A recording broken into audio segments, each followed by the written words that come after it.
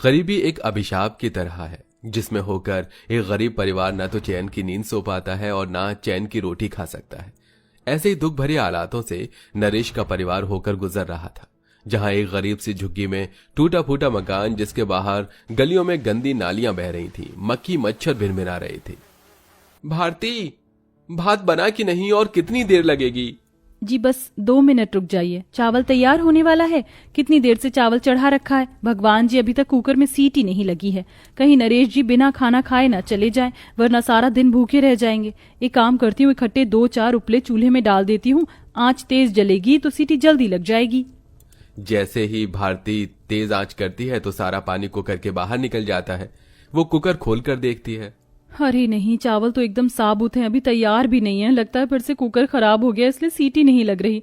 अब क्या करूं, बड़ी मुश्किल से तो बनिए ने उधार पर इतने से चावल दिए थे, यही खाना पड़ेगा। निराशा के भाव से भारती कच्चे चावल ही नरेश को थाली में परोसती है। नरेश जी, माफ कीजिएगा, चावल थोड़ा कच्चा रह गया होगा और बनाने के लिए कोई सब्जी थी नहीं, इसलिए अचार दे दिया। अरे पगली, इसमें इतना दुखी क्यों हो रही हो? परमात्मा ने जितना दिया है बहुत है। तभी एकदम से बंदर आके छप्पर पर कूदने लगते हैं, जिससे मिट्टी का एक बड़ा सा ढेला थाली में घिर जाता है और सारे चावल बर्बाद हो जाते हैं। नरेश की आंखों में आंसू भर जाते हैं और वो बड़े दुख से कहता है, लो, शायद आज मेरे भाग में खाना नहीं लिखा भारती, मैं चलता हूं।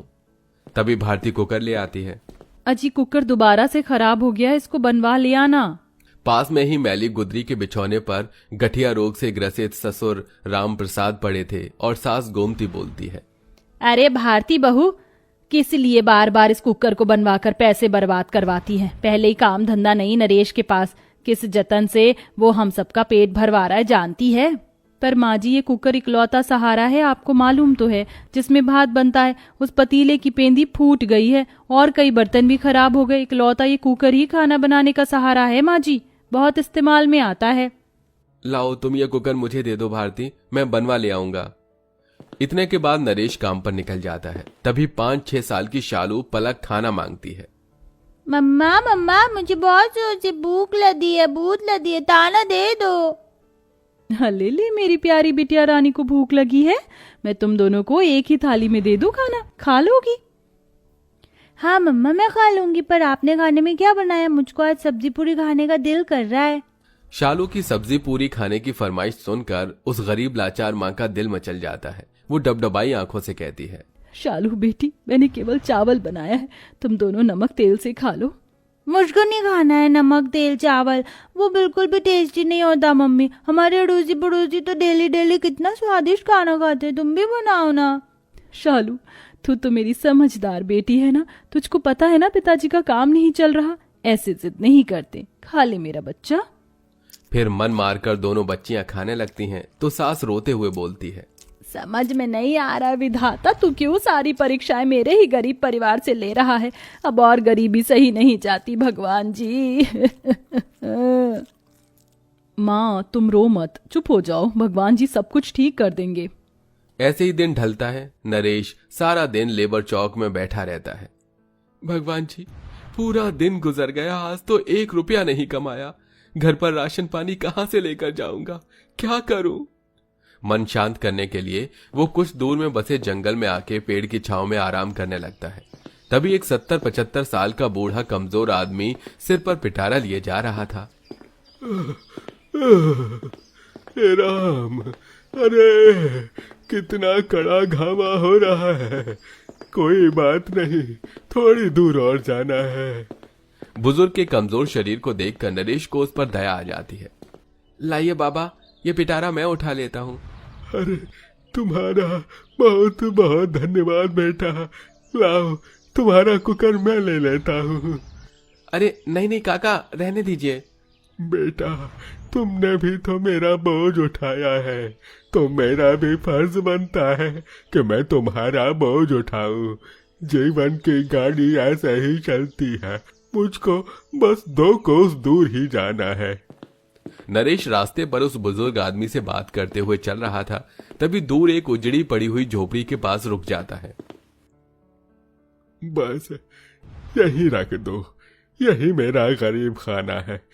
वो तूफान में झोपड़ी उजड़ गई थी, इसलिए घास फूस लाया हूँ।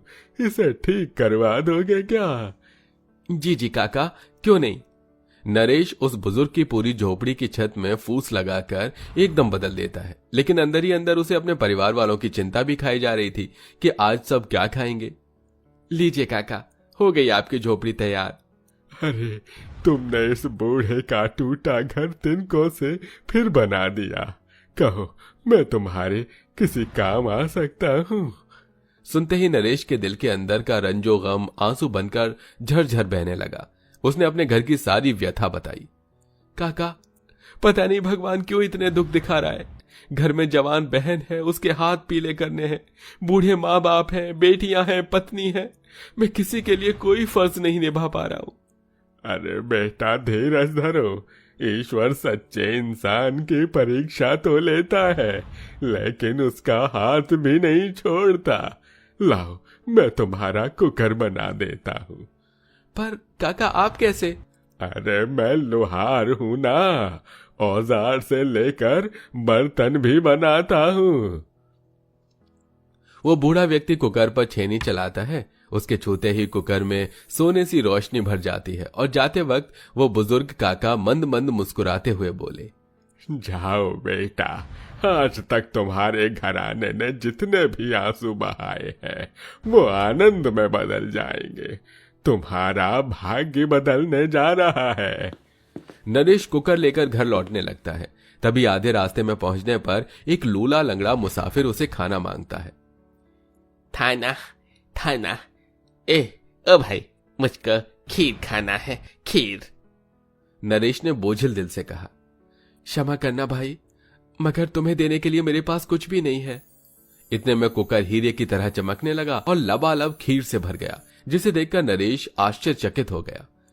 असंभव, ये क्या चमत्कार है? बिना ईंधन जलाए कुकर में खाना कहां से आया? तभी जादुई कुकर बोल पड़ा, नरेश, मैं एक जादुई कुकर हूँ। तुम मुझसे जो मांगोगे मैं तुम्हें वही खाना दूंगा। ये सुनकर नरेश बड़ा खुश हुआ। आपका बहुत बहुत धन्यवाद जादुई कुकर महाराज, मगर इस भोजन पर मेरा हक नहीं है। नरेश ने एक केले का पत्ता तोड़ा और पूरे दिन ईमान से सारी खीर उस लूले व्यक्ति को देकर आगे बढ़ा, जहां 5 अनाथ भूखी बच्ची उसकी प्रतीक्षा में बैठी थी। तभी गौरी ने सोना मोना से कहा, देखो देखो बहनों, राजा जी आ गए। कौन हो तुम सब बच्चियां? मैं गौरी हूँ और ये मेरी बहनें सोना, मोना, चिंकी, पिंकी हैं। हम सब भूखे हैं, हमें भोजन खिलाकर तृप्त कीजिए। हाँ, ठीक है, जो खाना है बता दो। मुझे पुलाव, गुलाब जामुन और शाही खाना खाना है, और मुझको इमरती खाना है। बच्चियां जैसे जैसे इच्छा जताती हैं, जादुई कुकर में से वही खाना निकलकर उनके सामने पेश हो जाता है। 5 पेट भरकर खाती हैं, जिसके बाद 5 बच्ची एक में समाकर देवी का रूप ले लेती हैं। नरेश हाथ जोड़ लेता है, हे देवी, आप कौन हैं? नरेश, मैं देवी अन्नपूर्णा, तुम्हारी धर्मपत्नी मेरी प्रिय भक्त है। वह प्रतिदिन अपने भंडार घर में से मुझे खाना अर्पण करती है, इसलिए मैंने उसकी भक्ति का फल दिया। लेकिन मेरे लिए ये जानना आवश्यक था कि तुम मेरे दिए गए जादुई वरदान का कैसा उपयोग करते हो। इसलिए मैंने तुम्हारी परीक्षा उस लूले और इन 5 बच्ची के रूप में ली। अब जाओ, ये जादुई कुकर जीवन भर तुम्हारे भंडारे को भरा रखेगा।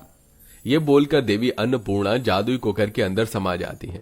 घर पहुंचते पहुंचते अंधेरा ढल जाता है। बरसात काफी मूसलाधार थी। पूरा परिवार झोपड़ी में भूखा बैठा था, जबकि पड़ोसियों के घरों में पकौड़े बन रहे थे, तो कोई भुट्टे तो कोई पिज्जा, सब अपनी अपनी सामर्थ्य के अनुसार खा रहे थे। तभी नरेश घर में दाखिल हुआ। भैया आप आ गए? पिताजी ने दिन भर से कुछ नहीं खाया, गठिया ने और ज्यादा जोर लगा दिया है, और आज आप खाने को कुछ लाए हैं क्या? तब मायूसी से नरेश ने कहा, नहीं बहन, खाने को कुछ नहीं लाया। हे भगवान, अब क्या खिलाएंगे इनको? तभी बिगड़ती दशा में हजारी प्रसाद बिस्तर पर पड़े पड़े पकवान खाने की फरमाइश जताते हैं। अरे नरेश, गोमती, मैं मरने वाला हूँ। मैं ज्यादा देर नहीं जीऊंगा। मेरी आखिरी इच्छा यही है, मैं 56 पकवान खाना चाहता हूँ। यह सुनकर पूरा गरीब परिवार सिसक पड़ा, क्योंकि घर में अन्न का एक दाना मौजूद नहीं था। तभी कुकर इठलाते हुए बोला, अरे ओ मोटा दिमाग नरेश, क्या देख रहे हो? ले जाकर मुझे हॉट सीट पर चढ़ाओ। Hot seat?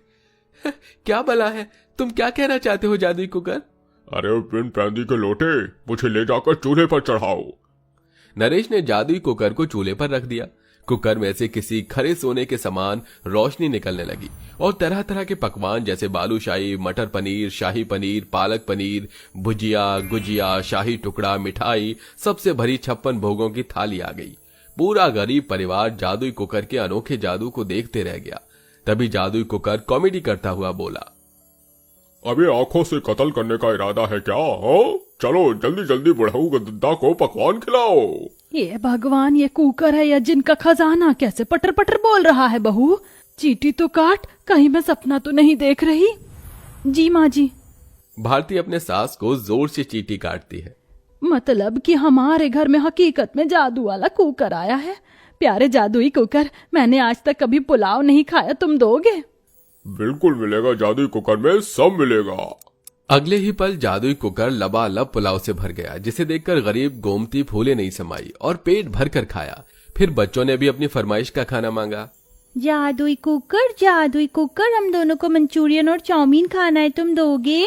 तभी जादुई कुकर ने मुंह बिचकाते हुए कहा, वैसे तो मेरी चीन वालों से नहीं बनती लेकिन तुम्हारे लिए देता हूँ, ये लो। तभी दोनों के सामने जादुई कुकर में से मंचूरियन और चाउमीन भी हाजिर हो जाता है और सब पेट भरकर खाते हैं। उस दिन जादुई कुकर की बदौलत उस गरीब परिवार में खुशियां ही खुशियां फैल गई थी। उन्होंने जो भी खाना फरमाया, जादुई कुकर ने उन्हें सब कुछ दिया। साथ में वो लोगों की भलाई के लिए जादुई कुकर का इस्तेमाल करने लगे। तो देखा दोस्तों आपने, अच्छाई का नतीजा। अगर हमारा स्वभाव अच्छा हो तो इंसान क्या, देवी देवता भी हमारे स्वभाव से प्रभावित होते हैं, जैसा कि हमारी कहानी के इस कैरेक्टर से प्रभावित हुए और उन्हें एक जादुई कुकर दिया। वेल दोस्तों, आपको हमारी कहानी कैसी लगती है? कमेंट बॉक्स में जरूर बताइएगा। साथ ही क्या आपने भी कोई ऐसी जादुई चीज देखी है तो हमें ये भी बताइए।